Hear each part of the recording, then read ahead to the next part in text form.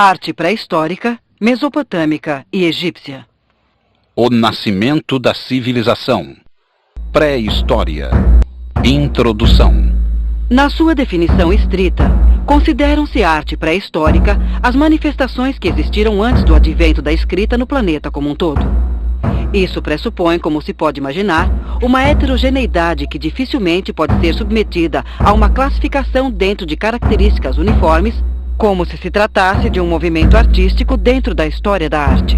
De fato, é válido perguntar a partir de que momento começou a existir uma arte pré-histórica e quais são as manifestações que devem ser analisadas como tal. Nesse contexto, a produção do homem pré-histórico, pelo menos a que foi encontrada e conservada, é representada por objetos em grande parte portadores de uma utilidade, seja ela doméstica ou religiosa, ferramentas, armas ou figuras com uma simbologia específica. No entanto, seu estudo e a comparação entre elas permitiram constatar que já existiam então noções de técnica, habilidade e desenho, embora não se possa separar o conceito de arte em praticamente nenhum caso dos conceitos de funcionalidade e religião. A arte pré-histórica surgiu na Europa aproximadamente no ano 25.000 do período paleolítico, 40.000 a 8.000 anos antes de Cristo, estendendo-se até o Mesolítico, 8.000 a 5.000 anos antes de Cristo, ao Neolítico, 5.000 a 3.000 anos antes de Cristo, e à Idade do Ferro, 3.000 anos antes de Cristo, na qual iniciou-se a arte proto-histórica, caracterizada por manifestações artísticas muito mais concretas. Isso sempre em relação à Europa, pois é preciso lembrar que no Oriente, a partir do ano 5.000 a.C., existiam culturas com um alto grau de civilização que já tinham iniciado sua história. As áreas da Europa de maior concentração de vestígios pré-históricos correspondem à Espanha, ao centro e ao sul da França e ao sul da Itália. Destaca-se em importância pela quantidade e qualidade dos achados a região franco-cantábrica, onde estão localizadas as famosas cavernas de Castilho, Altamira, Lescaut, entre outras. Nelas foi descoberta uma quantidade considerável de pinturas rupestres em um bom estado de conservação. Tal fato pode ser atribuído em parte à alta densidade demográfica dessas regiões durante o Paleolítico Médio. Escultura.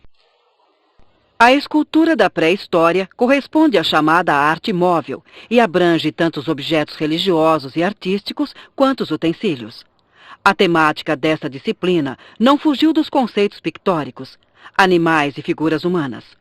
Os gêneros desenvolvidos foram a estatueta e a gravação, tanto em pedras calcárias quanto em argila ou madeira queimada.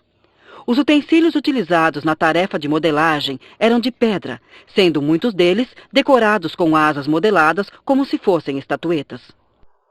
As figuras femininas foram mais numerosas, sem dúvida, devido à sua clara relação com o culto à fecundidade. Todos os objetos encontrados, a maior parte pertencente ao período paleolítico, 25.000 a 8.000 anos antes de Cristo, mostram uma desproporção deliberada entre os genitais e as demais partes do corpo, o que reforça a teoria de mulher, mãe, natureza. Estas estatuetas são conhecidas entre os especialistas como Vênus Esteatopígias. Entre elas, as mais famosas são a Vênus de Lespuy, na França, e a Vênus de Willendorf, na Áustria. As gravações repetem os esquemas e motivos da modelagem, ressalvando-se, entretanto, que as representações costumam ser de tamanho maior. Uma das características mais evidentes dessas manifestações paleolíticas é que as figuras representadas são verdadeiras adaptações das formas naturais da pedra, fato que deve ter desafiado a imaginação do artista, mas que, com certeza, lhe poupou trabalho na etapa de modelagem. No período neolítico, 5.000 a 3.000 anos antes de Cristo, o homem já conhece o fogo e especializa-se na combinação de materiais. A comprovação desse fato são as peças de cerâmica cozida, em forma de vasos e conchas, com cercaduras decorativas de motivos geométricos gravadas na superfície. A partir da Idade do Bronze, alcançou-se uma diversificação muito grande na arte da cerâmica, em razão da importância que esses artefatos tinham como utensílios domésticos e recipientes para transporte de alimentos. Pintura.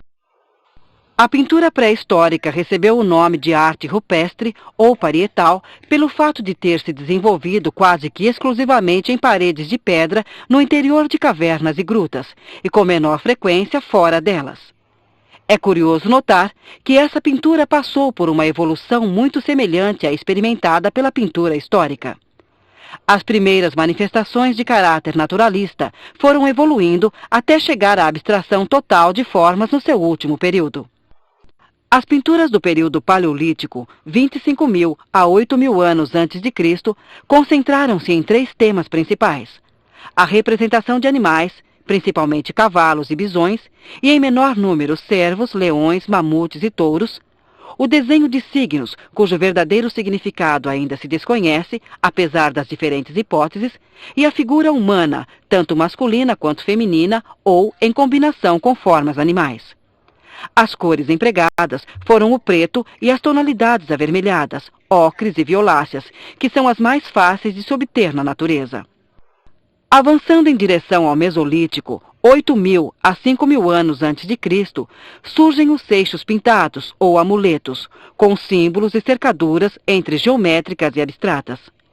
Já no Neolítico, 5.000 a 3.000 anos antes de Cristo, além das primeiras peças de cerâmica decoradas, encontram-se verdadeiras cenas murais que documentam a vida de então. Pelo estudo dos desenhos, pode-se deduzir que o homem pré-histórico não só pintava com os dedos, mas também com pincéis e espátulas, além de empregar um sistema de nebulização para obter os sombreados de mão em negativo. Por volta do ano 2000 a.C., em plena Idade do Bronze, produziu-se uma evolução cuja tendência era voltada para a abstração, principalmente nas representações rupestres.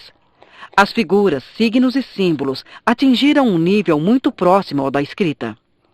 No decorrer dos períodos pré-histórico e proto-histórico, a pintura cumpriu diferentes funções, seja como parte de um ritual religioso ou mágico, na representação e celebração da fecundidade, seja com relação ao culto totêmico aos antepassados. Arquitetura. Não se pode falar de uma arquitetura pré-histórica no sentido de disciplina artística, apesar do seu caráter funcional.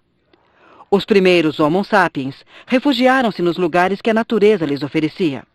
Esses locais poderiam ser aberturas nas rochas, cavernas, grutas ao pé de montanhas ou até no alto delas. Mais tarde, ele começaria a construir abrigos com as peles dos animais que caçava ou com as fibras vegetais das árvores das imediações que aprendeu a tecer, ou então combinando ambos os materiais. É somente no final do Neolítico e início da Idade do Bronze que surgem as primeiras construções em pedra, principalmente entre os povos do Mediterrâneo e os da costa atlântica. No entanto, como esses monumentos colossais tinham a função de templos ou câmaras mortuárias, não se tratando de moradias, seu advento não melhorou as condições de habitação. Pelo peso dessas pedras, algumas de mais de 3 toneladas, acredita-se que não poderiam ter sido transportadas sem o conhecimento da alavanca.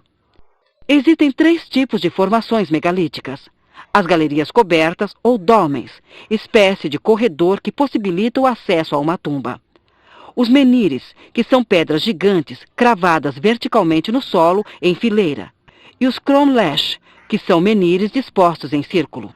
As construções megalíticas mais famosas são a de Stonehenge, em Salisbury, na Inglaterra, as da Ilha de Malta e as de Karnak, na França. Todos esses monumentos têm uma função ritual, já que não serviam de habitação.